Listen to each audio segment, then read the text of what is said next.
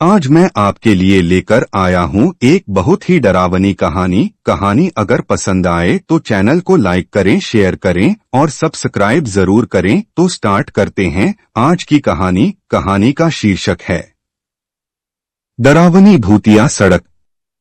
एक बार 4 दोस्त अनिकेत, साहिल, राजीव और अमित सब हॉलिडे एंजॉय करने के बाद रात में वापस घर लौट रहे थे।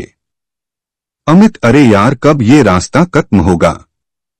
2 घंटे से इसी रास्ते पर भटक रहे हैं, बैठे बैठे कमर में मोच आ चुकी है। राजीव, हाँ यार साहिल, तुझे इस रास्ते के बारे में पता भी है या ऐसे ही गाड़ी को भगाए जा रहा है? साहिल, पता नहीं यार, दिन में तो ये रास्ता जल्दी कट जाता है, ना जाने इस वक्त ऐसा क्या हो रहा है। और वैसे भी मैंने रात में कभी इस रास्ते से सफर नहीं किया, दिन में 2 से 3 बार यहाँ से गुजरा हूँ, रात का एक्सपीरियंस तो मुझे भी नहीं है। वो आपस में बात ही कर रहे थे कि तभी उन्हें पीछे से एक ट्रक की तेज हॉर्न सुनाई देती है। वो गाड़ी लगातार इनकी गाड़ी को ओवरटेक करने की कोशिश कर रही थी। अमित, कैसा ड्राइवर है, पीकर गाड़ी चला रहा है क्या? इतने में उस ट्रक ने हमारी गाड़ी को तेज टक्कर मारी और लगातार हॉर्न बजाता रहा। अनिकेत, साहिल साइड दे उसको, वरना ऐसा लगता है कि ये हमें मारने के इरादे से आया है। साहिल उस ट्रक को साइड दे देता है और वो गाड़ी सीधा आगे निकल जाती है। साहिल, तुम लोगों ने उस गाड़ी को देखा? ऐसा लग रहा था कि जैसे खंडहर से निकाला हो और ऐसे लग रहा था जैसे 200 साल पुरानी ट्रक हो। वो लोग इस इंसिडेंट से घबरा गए थे। तकरीबन 10 मिनट बाद गाड़ी एक पुराने कब्रिस्तान से गुजरती है। उस हाईवे पर एक कब्रिस्तान भी पड़ता था। गाड़ी जैसे ही उस कब्रिस्तान से गुजरती है, उन्हें कब्र के पास वही पुरानी ट्रक दिखती है जो थोड़ी देर पहले उनकी जान की दुश्मन बनी थी। राजीव, साहिल गाड़ी रोक, वो देख।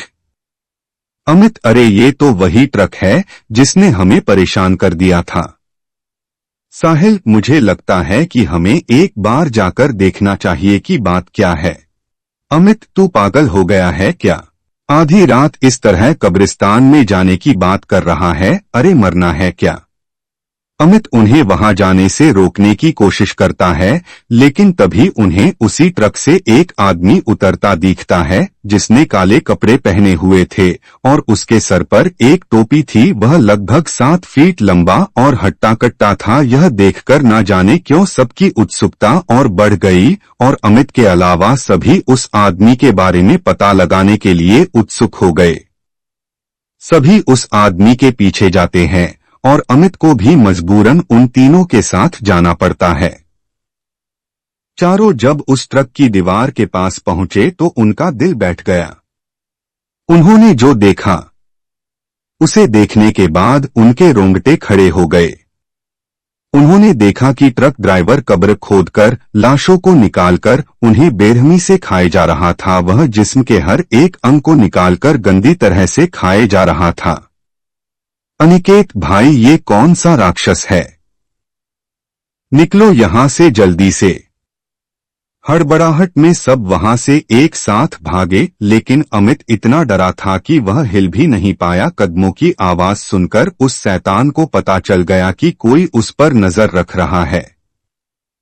वह जैसे ही पीछे पलटा, उसे वह 3 लड़के भागते और एक वहां खड़ा दिखा। वह शैतान अमित के करीब पहुंचा और उस शैतान ने सीधा अमित के गले पर वार किया और एक ही वार में अमित की दर्दनाक चीख निकली और इसके साथ ही अमित की वही मौत हो गई। यहाँ तीनों तेजी से गाड़ी की तरफ भागने लगे और गाड़ी के पास पहुंचे और गाड़ी में बैठ गए। वह शैतान अब तक उनके पीछे नहीं भागा था, बल्कि दूर से ही खड़ा उन्हें घूर रहा था। साहिल गाड़ी स्टार्ट करने की पूरी कोशिश कर रहा था, लेकिन उसकी कार स्टार्ट ही नहीं हो रही थी। तभी वह दूर खड़ा शैतान धीरे धीरे उनकी तरफ बढ़ता है और वह लगभग गाड़ी के नजदीक पहुंच गया था। तभी गाड़ी स्टार्ट हो गई और तेजी से साहिल गाड़ी को आगे बढ़ाने लगा। वह शैतान इन तीनों के पीछे पड़ चुका था और तभी वह हवा में उड़ा और सीधा गाड़ी पर कूद गया और जैसे ही अनिकेत ने उसे देखने के लिए अपनी मुंडी गाड़ी से बाहर निकाली तभी उस शैतान ने अनिकेत का सर अपनी भारी तलवार से काटकर अलग कर दिया और उसका अधकता शरीर गाड़ी में ही फड़फड़ाने लगा। यह देखकर साहिल और राजीव दोनों डर गए और दोनों जान बचाने के लिए चलती गाड़ी से कूद गए। वे दोनों घास के मैदान में गिरे जिससे उन्हें कम चोट आई। वे दोनों सांस दबाए घास में लेटे रहे लेकिन उनके डर को उस शैतान ने महसूस कर लिया और फिर शैतान को राजीव एक कोने में दिखा। तभी उस शैतान ने अपने लंबे नाखून और धारदार तलवार से राजीव पर वार किया जिससे उसकी दर्दनाक चीख निकल आई और उसकी मौत हो गई। उस शैतान ने साहिल को नहीं देखा था और साहिल भी राजीव की मौत के वक्त वहां से निकल चुका था जिसकी वजह से वो बच गया। उस रात कसेड़ी घाट हाईवे पर जो भयानक हादसा उनके साथ घटा उससे सभी को ये सीख लेनी चाहिए कि अंधेरी रातों में भूतिया रास्ते से गुजरने का अंजाम कितना खौफनाक हो सकता है। कहते हैं उस भूतिया सड़क की कहानी में कोई शैतान है जो हर रात 12 से 3 के बीच अपने पुराने खतरनाक ट्रक से अपने शिकार का पीछा करता है और उसे मारकर कब्रिस्तान में दफन कर देता है और अगली रात उसे कब्र से निकालकर उसके जिस्म के टुकड़ों को खाता है जिससे वो अमर रह सके।